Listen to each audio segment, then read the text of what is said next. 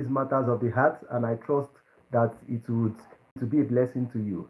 If you're connecting for the first time, Matters of the Heart is a relationship program designed to, address relationship issues both for the married and single. So, regardless of your marital status, you're welcome here. Now, I'd like you to do four things. Number one, I'd like for you to um, click on the like button. Yes, click on the like button and click on the subscribe button and then click on the share button and finally comment on the comment section to show that you're a part of what we are doing, to show that you're following the program. All right, I said number one, click on the like button. Number two, click on the subscribe button. Number three, comment on the comment section to show that you're a part of what we are doing. And then number four, please share the link to all your contacts. Share, and invite them to be part of this. And I trust that they will be glad you invited them and they will even look forward to more. Trust me on that. Okay, so we'll just go straight, whilst you're doing all of that, we'll go straight into what today's discussion is. All right, but make sure you are at it. Don't stop sharing even as the program is going on until you are done sharing to all your contacts. Okay, so the discussion for today is sexual compatibility, fact or fallacy. Sexual compatibility, fact or fallacy. Is sexual compatibility a fact? Is it a fallacy? So let's start with definition of terms, or what in academic circles we call conceptual clarification. Now, sexual compatibility, I'll find it a little difficult to define that concept because it is something I do not subscribe to. However, let me make an attempt at defining it based on my observation of what people's conceptualization of it is. So, sexual compatibility is believed to be um, an alignment, sexual alignment, as it were, an alignment when it comes to coitus, when it comes to sex between two persons.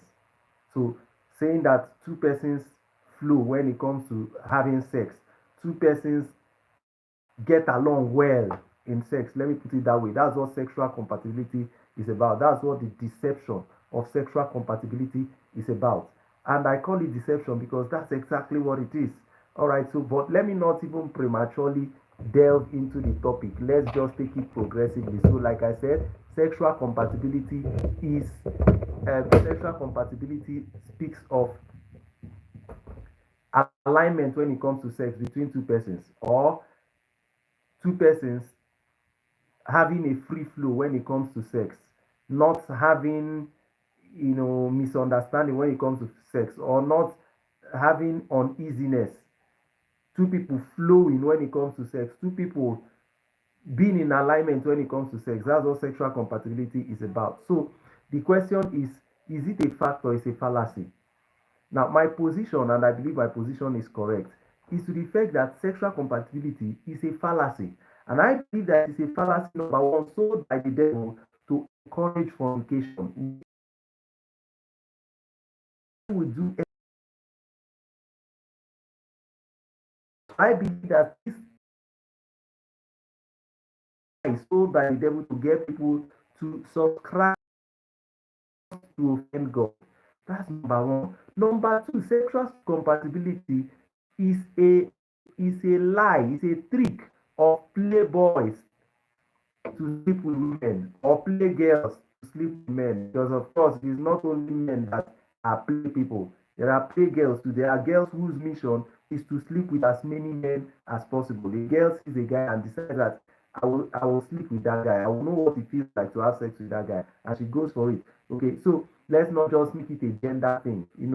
Sexual promiscuity has no gender. It has no gender. Yeah. So we proceed. So I said number two, that concept of sexual compatibility is a trick. Yes, it's a trick by playboys and playgirls to get to sleep with as many people as possible. So you see people get into a relationship and they are saying we need to be sure that we are sexually compatible.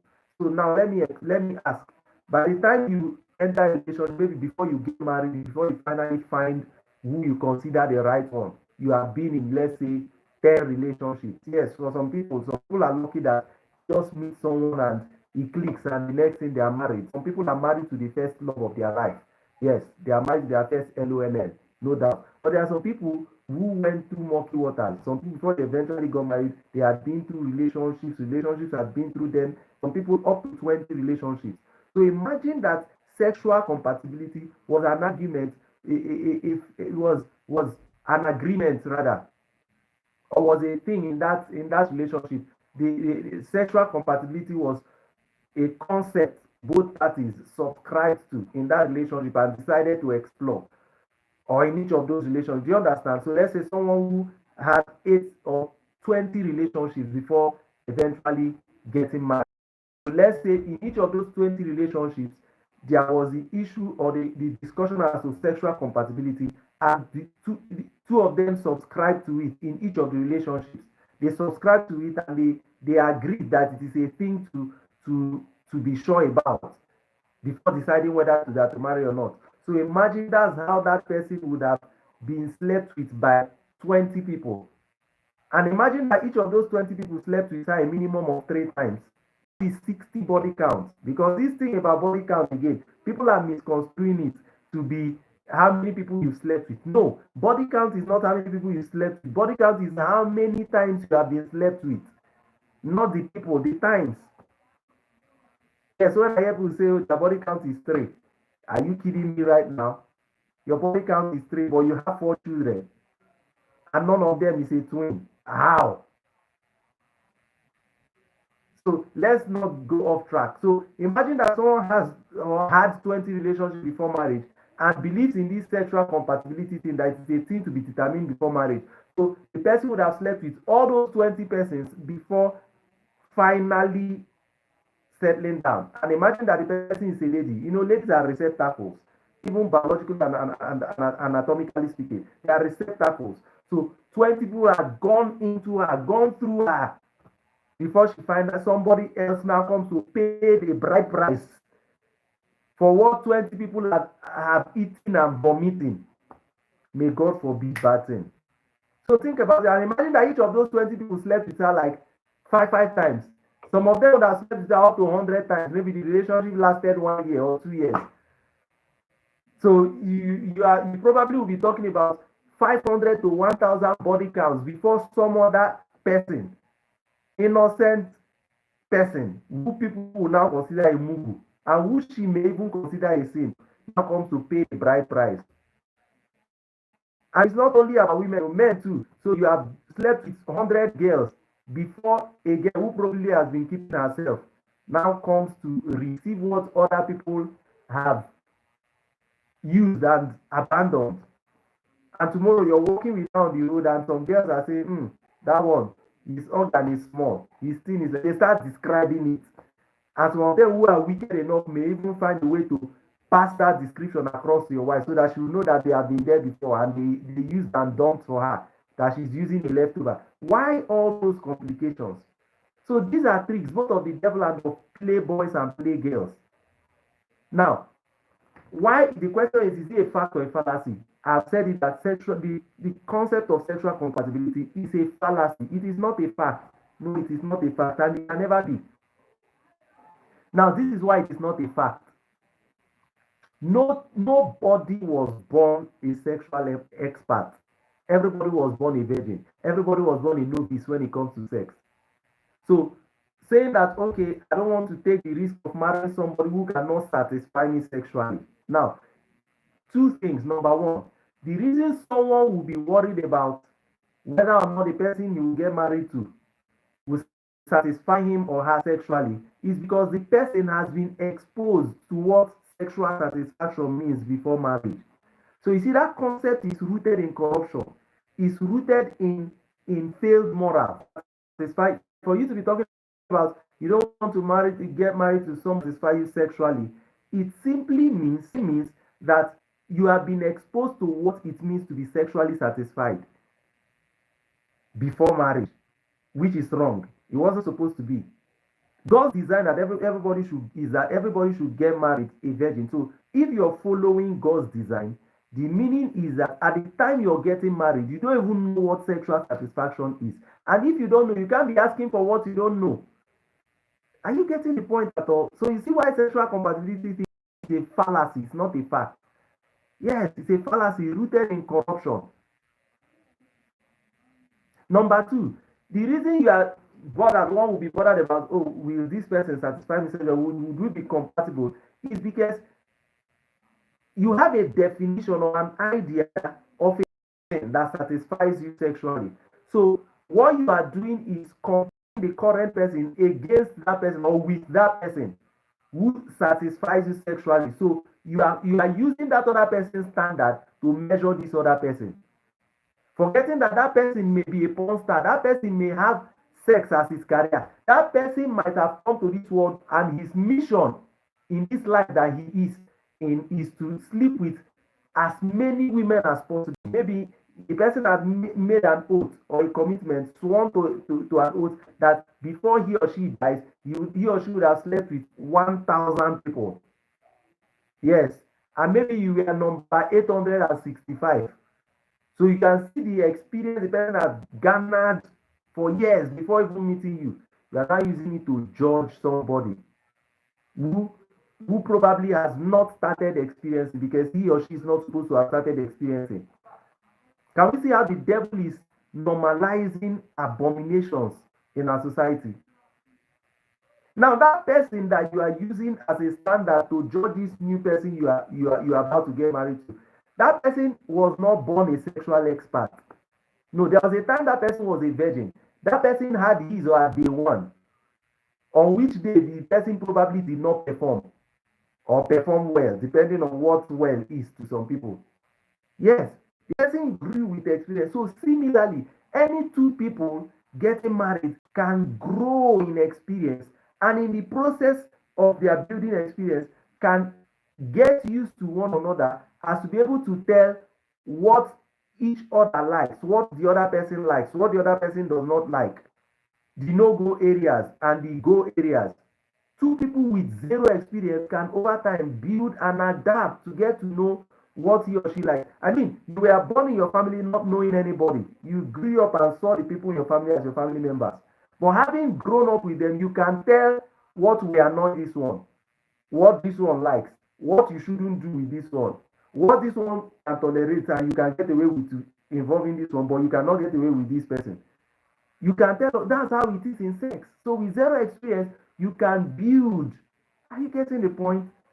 So there are no two persons that were born sexually compatible. People arrive at that point they call sexual compatibility by exploration. And any two persons from totally different parts of the world can explore to get to that point. That is my point. And I hope my point is clear tonight. Please, if you have any question, feel free to ask. You can send us a message on our DMs, or you can send us an email to victorokwudiri@gmail.com. victorokwudiri@gmail.com. Okwudiri is Okwudiri. All right, so we look forward to your questions. We'll be ready to answer them. Yes, and please do well to follow us on our social media platforms. On Facebook, it is Victor Okwudiri at Facebook, of course. Victor Okwudiri. No, on Facebook it is Pastor Victor Okwudiri. You know what? See, just across social media platforms, Facebook, Twitter, now X, TikTok, Instagram, YouTube, just search for Victor Okwudiri. Spelled Okwudiri. Just search for Victor Okwudiri across the board. Then also search for Impact Global. That's another page of ours across social media platforms. Impact Global. So search for Victor Okwudiri. Like I said, Okwudiri is Okwudiri. Also search for Impact Global. So follow, like, subscribe, depending on the social media platform. And I trust, I'm so sure you'll be blessed doing so. Yes, I'm loaded.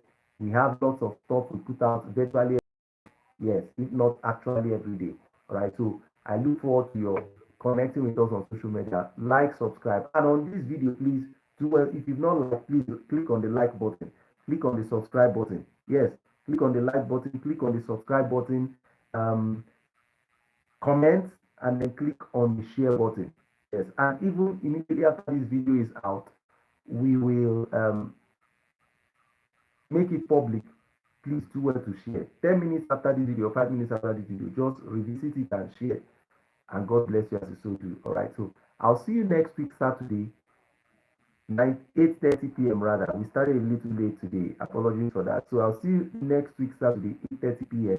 Nigerian time for another episode of Matters of the Heart. In the meantime, please feel free to send me your questions. Like I said, send us a DM or send a message to this number +234 8037674300 +234 8037674300. You can send it as an SMS or as a WhatsApp message. In the alternative, you can send an email to victorokwudiri@gmail.com. victorokwudiri@gmail.com. Okwudiri is OKWUDIRI. I trust you are blessed listening to today's episode. So invite your friends or loved ones to be part of it next week, Saturday, 8:30 p.m. Nigerian time. Until I come your way that next week, Saturday, your relationship will succeed. Peace out.